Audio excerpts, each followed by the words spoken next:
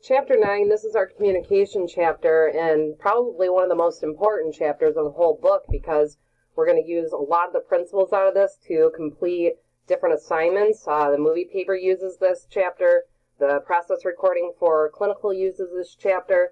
Specifically, you are going to want to know well pages 154, 155, and 156, the tables on there. You've already done a discussion board that has included those, and you're going to want to go over them more to make sure that you understand different therapeutic techniques, communication techniques, and non-therapeutic communication techniques, and go through those. So I'll outline those couple of pages throughout this chapter.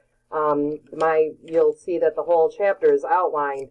However, that's where I'm going to want you to put the majority of your focus is studying those to make sure that you don't have to know them so perfectly, but you definitely are going to want to know about them.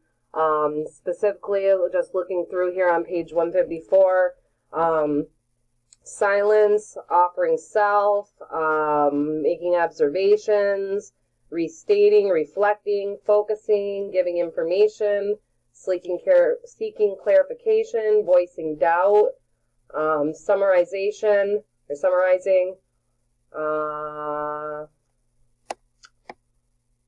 but any of them. But those ones are ones that come up quite a bit between the two assignments that you guys do.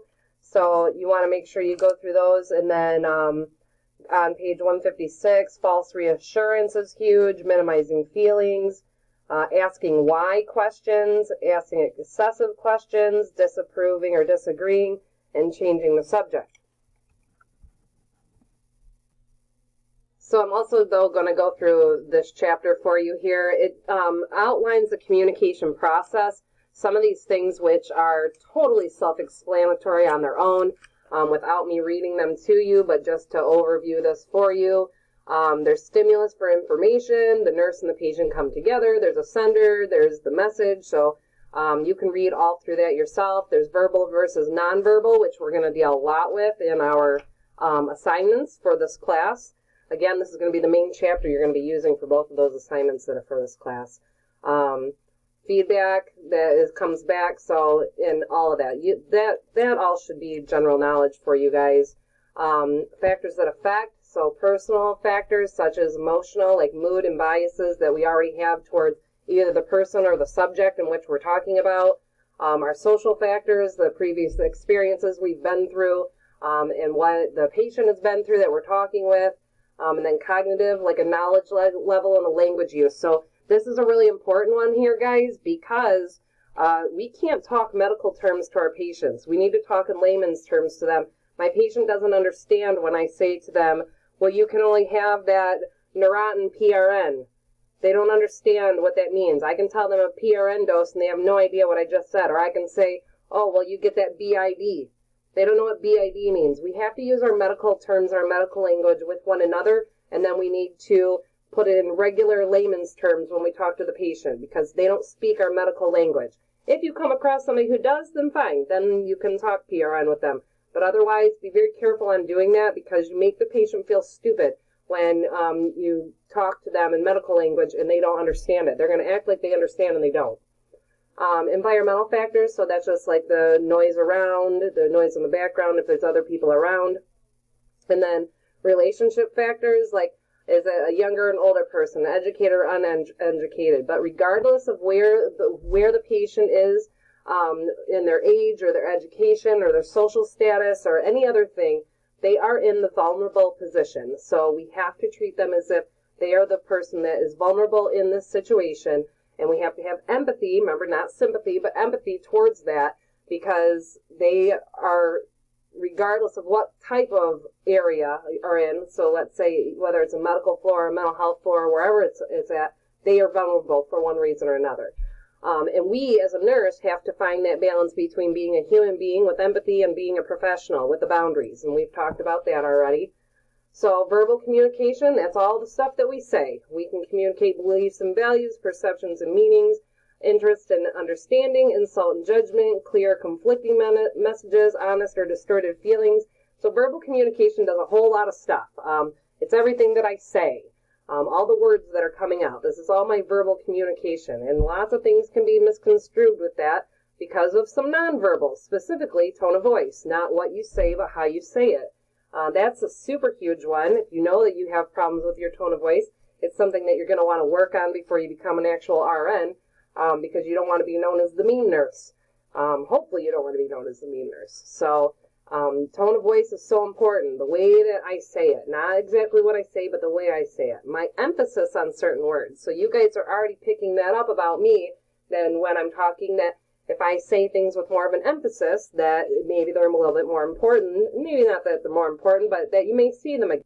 What's the physical appearance like? Am I talking to somebody who is well-dressed and nicely kept and clean, or am I talking to somebody who hasn't showered and hasn't taken care of themselves and their clothes are all ripped?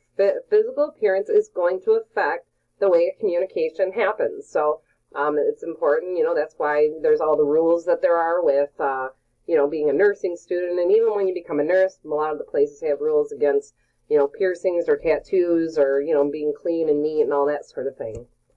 My goodness. And also, I apologize if there's a lot of seeming like starting and stopping, but I am really struggling with this cough for some reason right now, trying to record this, so I have to keep pausing. So if it is doing that, that's the reason why. Facial expressions, so sadness and anger often expressed in the eyes, and we can see that in people. Their body posture, are they withdrawn or open? Do I have my arms crossed and is my body turned away, or are my arms more at my side or just resting in my lap and I'm turned towards the person I'm talking to? We can read a lot just based on what the posture of a person's body is. And the amount of eye contact. And is it a cultural thing? Because some cultures believe that eye contact with somebody that is a professional is disrespectful and that they're not supposed to make eye contact. Whereas our society, we feel as if somebody doesn't make eye contact, that they're being disrespectful, because our society says that, and our culture says that eye contact is a positive thing. It's a positive regard. So it depends on, we have to take in consideration the cultural aspect if a patient's not making eye contact with us. Hand gestures, I do a lot of speaking with my hands, so I'm sure many of you have noticed, and some of you probably speak with your hands too. And then mixed messages, this is an important one. This is the verbal and the nonverbal not matching one another. So it's incongruent, an incongruent message, mixed message. The verbal is saying one thing, but the nonverbal is saying something else. So I've got lots of different examples and stories about mixed messages that I've picked up on over the times with patients and even students. And a lot of us do it, especially the whole, how are you? I'm fine. And you're really not fine. Many times you can see in the nonverbal the person is not fine. So therapeutic communication techniques, again, you are going to find this on page 154. Tools for enhancing communication. There's just a little bit here. So silence is an important one. I know that's one I mentioned. Silence can allow a patient to reflect and then share thoughts and feelings. So silence is not used because I don't know what to say. Silence is used to allow the patient to think about what they just said. Silence ends up being a really hard one for nurses and nursing students to use because we feel like we need to not have an awkward time of no speech. Like we feel like we got to keep going and keep the conversation flowing and have something else to say. But many, many times, if you quiet yourself and just be silent, the patient gets a lot more from it because they know that you're still listening. It's just that you don't have to fill anything in with that space that's quiet. So try using silence for that purpose. It actually works out really well and ends up working out well in your process recordings. You also want to have active listening, so quieting yourself, resist the urge to talk about your own personal needs or anything else, anxieties, trying to rescue the patient, doing any of those things. Just actively listen, like really hear what they have to say, and listen with empathy. Again, you may not personally understand, but you understand they're going through something. If you can say that, I understand that they're going through something, and just be able to listen with empathy, with a non-judgmental attitude, you will get so much more out of it than if you do not listen with empathy. So clarifying techniques, some of these are actually on pages 154 to 155. So paraphrasing, this is restating what the patient has said, just in different words.